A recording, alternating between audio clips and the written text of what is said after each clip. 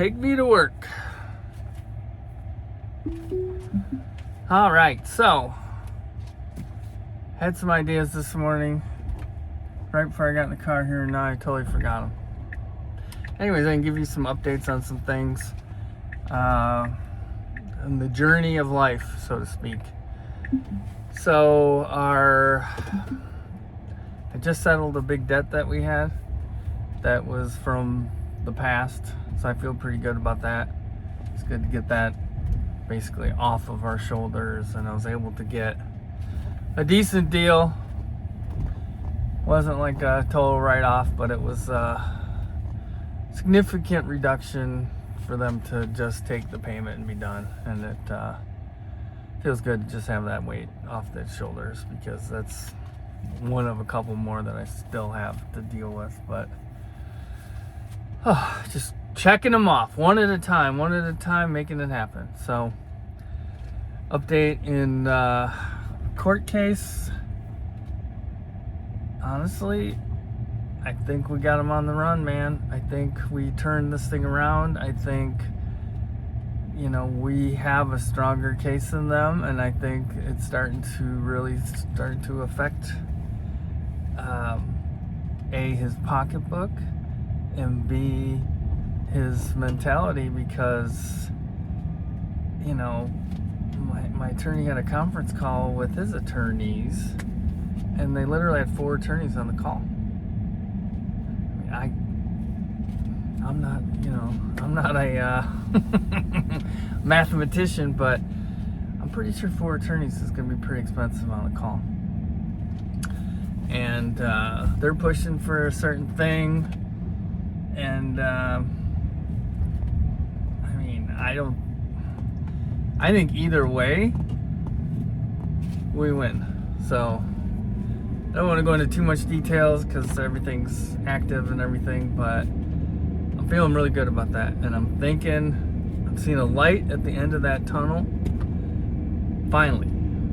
And that quite literally has been the biggest weight on my shoulders for the past 3 years, but really 5 years. And just having that done is going to be like cutting an anchor and the ship just sails, because or like a weight holding a balloon down. As soon as you cut that, we're going to take off, because we got so many good things going on, so many things shifting in our favor. I don't know. I'm super excited. And I remember what I was going to talk about. So, back in 2018, 2019, I started really I've always loved history, specifically like reading about people that did big things. I remember I read a lot of biographies like J.P. Morgan and Rockefeller and Benjamin Franklin and George Washington and all these big historical characters, reading their biographies and just really marveling at how they lived through these adverse times, and they not only survived, but they excelled, and they lived up to the moment in history that they needed to, and they did extraordinary things and put themselves in extraordinary dangers. And just the feeling of being like so alive when you're so close to death, you really feel the most alive, and especially afterwards, after you survive. So I would read all these stories about these people and how they would do all these great things, and then I started basically kind of falling asleep. I would put on like videos on YouTube, and I'd listen to, about history, English history, the kings, all these things, all these extraordinary battles and warriors and knights and kings and, all these historical figures that did so many amazing things. And I remember thinking, specifically in 2019, just how boring our lives were, and how how how just everything was like status quo. Nothing, everything was normal. There was no dangers, there's nothing. And then, there's a saying, sometimes you gotta watch what you wish for, and I use that phrase a lot, to be honest with you. But then the whole COVID thing hit. And I mean, also in 2019, we were starting to travel more, and you start with safe things. We go to Florida, we go to, Cancun, we go to resorts, Punta Cana, Jamaica, safe travel, so to speak. And then I was really contemplating a trip to Egypt to see the pyramids and all the Egyptian artifacts and stuff, and really explore, that whole phenomena, the technology that it took to do some of the stuff in Egypt. And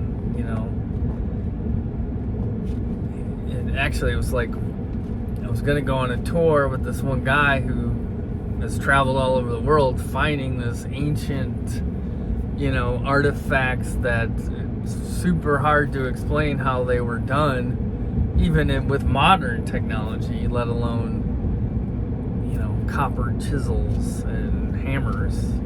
So anyway, so I was starting to get brave, starting to travel more, back of the mind thinking about a Europe trip, maybe England, Ireland, and then the wonderful pandemic happened, which I'm not even gonna go into it, but I don't know. And that just shut everything down, and that just shut me down. And it was like, when that happened, and I'm a natural introvert, me myself, I'm fine like hanging out, being alone. I do feel like I miss things because I'm not super outgoing, and I really don't have a lot of a whole group of friends and all this other stuff. But anyways, when they did the whole lockdown thing, I was completely fine with it. I was like, all right. And I got into my routine. I, slept in a little bit every day. I'd wake up, I'd work out, I'd, scroll the news and worry about the number of cases and all the other crap that everybody was doing. And then at night, I'd either drink my margaritas, or I drink wine or beer. I kind of rotate my drinks a little bit for variety in life. Smoked a ton of weed. But I was fine with it. I got to spend great time with my kids. We hung out. We did some boating. All the stuff they allowed us to do. Not travel. Not going too many public places. And then it was probably, I don't know, that whole thing's happened in March, and it probably wasn't until it was all of 2020 when I was just absolutely fine with just. And then we had a Halloween party in 2020, and we invited everyone. We're like, whatever, we're gonna do this thing.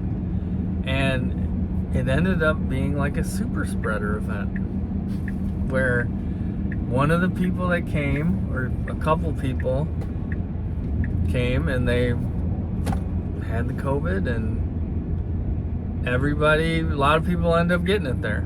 I ended up getting it there. So it was like November, early November there, that I ended up getting COVID. And it actually hit me pretty hard as far as the illness. I didn't have the breathing problems and all that. I never, more of it was the fear of, because they were pumping the fear on this thing, and it would be like, oh, people have it for a week and they feel like they're over it, and then it relapses, and then they're in the hospital on a incubated. And it was just like, I worried about that. It was like a super bad headache, which I never get headaches, but I had a bad headache and a low grade, like, brain fog, just, you knew something was wrong, but I never felt like, I was worried about it getting into my lungs, and that was the biggest fear. It was the fear itself.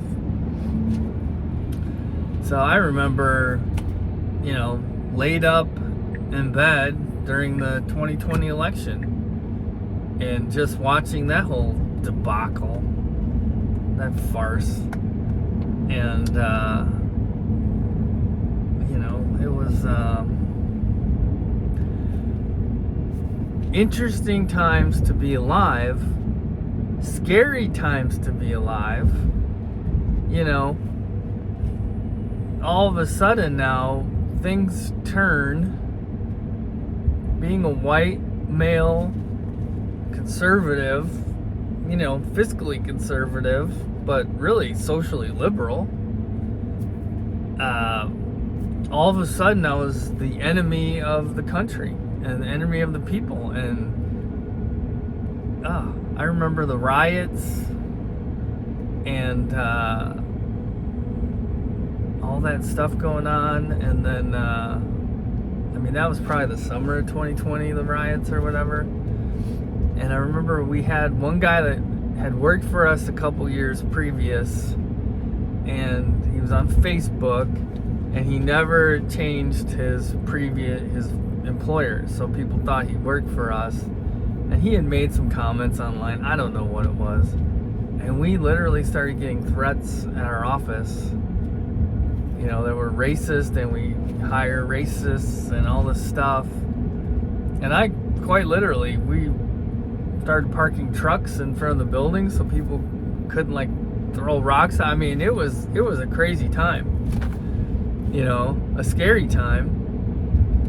And I remember I've got a bathroom in our house that I it's in the man room, call it, or I call it the sporting room, because it's like, there's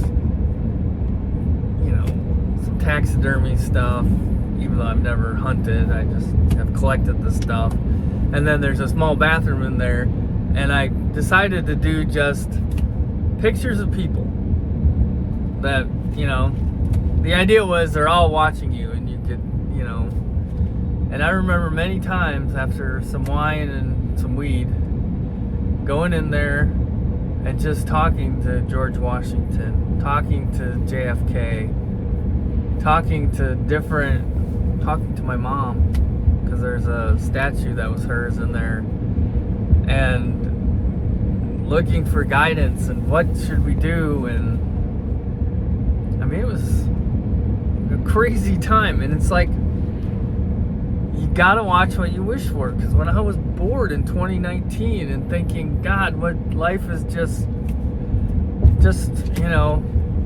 everything was going great for me, to be honest with you. We were successful, we had a beautiful house, we had businesses and properties, and everything was awesome. And then all that switched gears, and that was the first panic sell I did with crypto,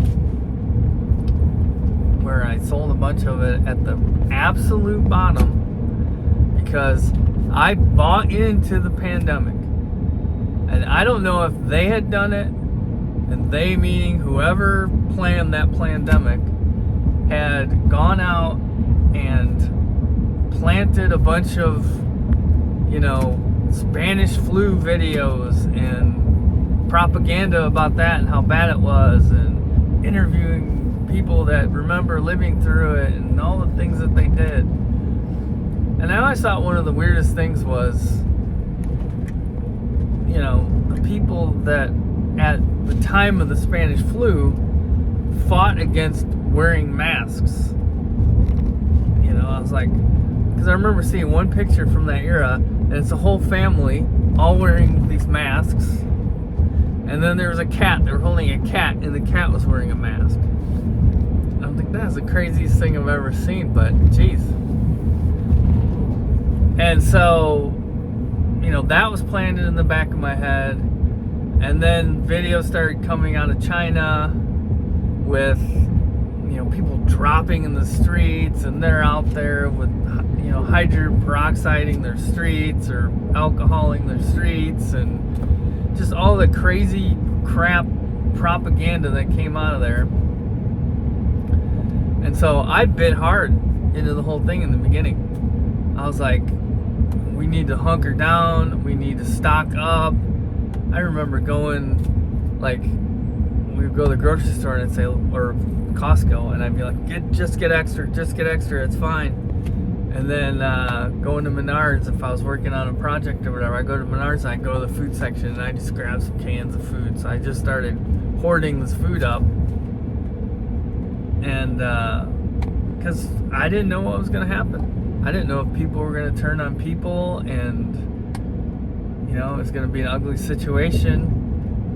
When the crypto market dumped in March because everyone thought everything was over, I bought into it right at the end, and I remember the panic and the pain I was in, and I was like, I don't know if we're going to need this money. So I ended up selling most of the stuff I had at the very bottom of the market. Like, almost, my timing was impeccable. And then the other thing I did, which in hindsight wasn't a great idea, was I sold a bunch of my rental houses. We had 8 rentals locally, and then we had 2 down in Champaign that were like Airbnb'd. The ones around here were like longer term, year leases, whatever. And I started selling them off to the people that lived in there. And, you know, I made money, and they got a good deal. Actually, their mortgages, because the interest rates were dirt cheap then, they got good mortgages and good deals on the homes.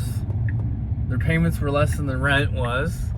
So that was a win-win, and I made some money. So I felt good about those sales, but the truth is the market just kept going up and up and up and up.